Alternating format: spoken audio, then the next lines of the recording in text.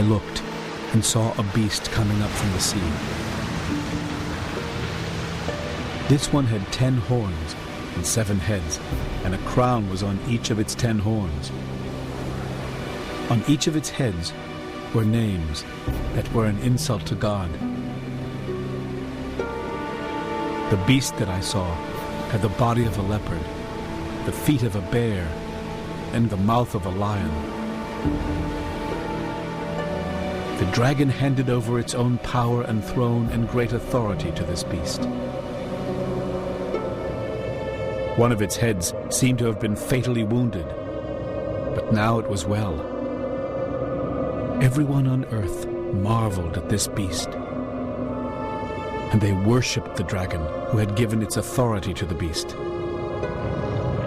They also worshipped the beast and said, "No one is like this beast. No one can fight against it."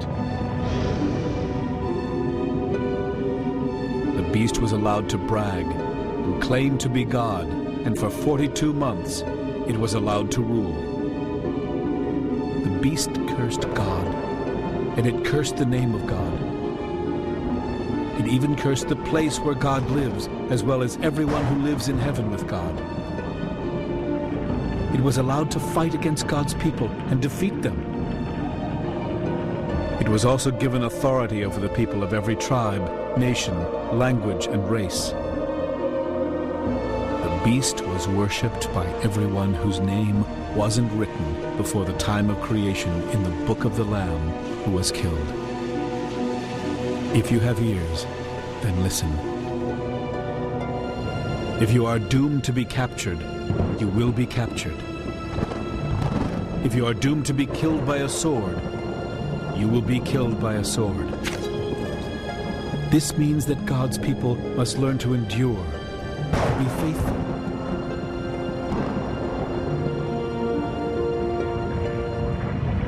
I now saw another beast. This one came out of the ground. It had 2 horns like a lamb, but spoke like a dragon. It worked for the beast whose fatal wound had been healed. And it used all its authority to force the earth and its people to worship that beast. It worked mighty miracles. And while people watched, it even made fire come down from the sky.